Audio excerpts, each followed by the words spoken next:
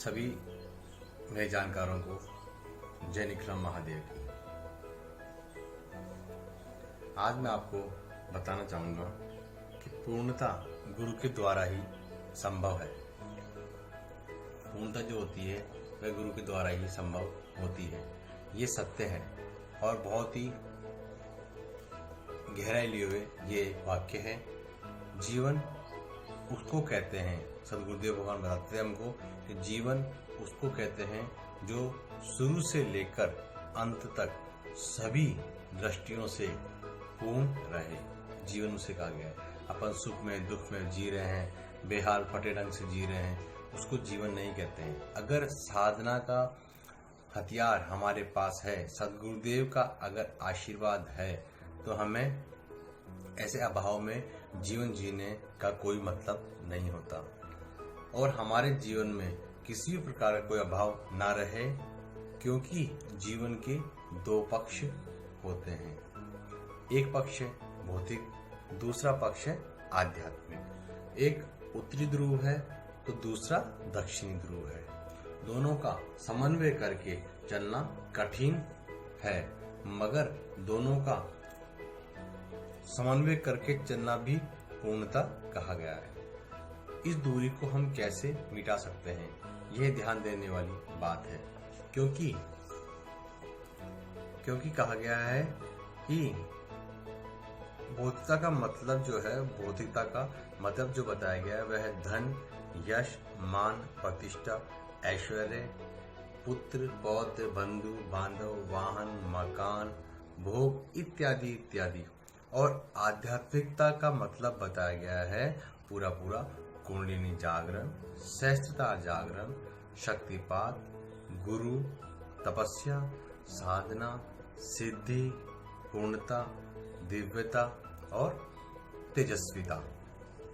एक तरफ जहां हम भोग है, वहीं दूसरी तरफ हम योग भी हैं। एक तरफ जहां ग्रस्त जीवन है, वहीं दूसरी तरफ संन्यास जीवन भी है। इन दोनों का समन्वय केवल गुरु के द्वारा ही संभव है। इन दोनों का समन्वय करेंगे आप तो गुरु के द्वारा ही संभव हो सकता है, अगर सदगुरुदेव का आशीर्वाद आप लोगों पर है। मैं इसलिए बार बार आपको कहता हूँ कि अगर जीवन में सदगुरु मिल जाए तो ये मान लो आपका जीवन हुआ सफल। कहावत है कि मूंग धराए, सर को धराए, जमीन पे कटाए, और गुरु मिलिया तो भी सस्ता जान। ऐसे ही सदगुरुदेव हमारे ऊपर कृपा करते हैं, और जब उनकी कृपा हो गई तो इन दोनों समन्वय केवल गुरुदेव द्वारा ही संभव हो सकते हैं। ये समन्वय पूर्ण रूप से स्थापित हो जाता है, तभी पूर्णता हमें प्राप्त हो पाती है, तभी सिद्धि प्राप्त हो पाती है, तभी सफलता प्राप्त हो पाती है। तो यानी कि सीधा अर्थ बताऊं आपको, केवल गुरुदेव शरण्यम, गुरुदेव शरण्यम, गुरुदेव शरण्यम। जीवन में अधूरा रहना ही खोखलापन है। हम जीवन को केवल घसीट रहे हैं, जी नहीं रहे हैं। हम जीवन के अभावों से ग्रस्त हैं। पूर्ण रूप से संतोष या सुख है ही नहीं।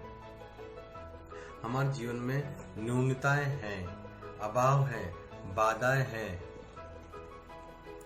अलग अलग विपत्तियां हैं, कठिनाइयां हैं, और उन कठिनाइयों का सामना हम करते करते पग पर मरते जा रहे हैं। कभी समस्याएं बहुत बड़ी हैं, कभी स्त्री से लड़ाई झगड़ा है, कभी पुत्र आज्ञाकारी नहीं हो पाता, पुत्र सामने खड़ा हो जाता है, और बहुत सी ऐसी समस्याएं हैं जो अपने जीवन में आती रहती है, जाती रहती है।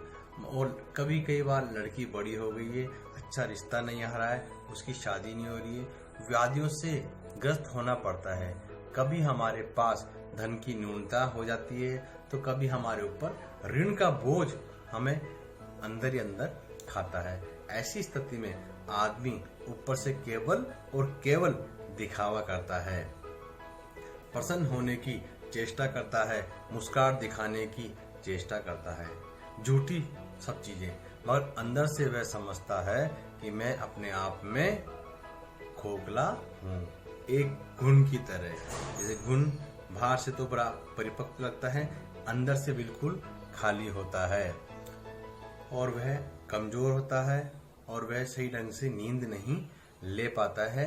केवल उस चिंतन में, ध्यान में वही बातें अपने मन में लाता रहता है। उसको नींद की दवा लेनी पड़ती है, उसे नींद नहीं आ पाती। क्या ये जीवन है? नहीं।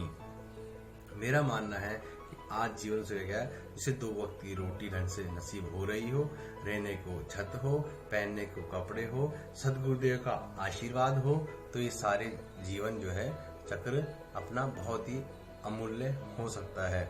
इसी को हम जीवन कहते हैं? नहीं, इसकी अपेक्षा तो हम मस्ती से भरा हुआ जीवन जिए, उसे जीवन कहते हैं।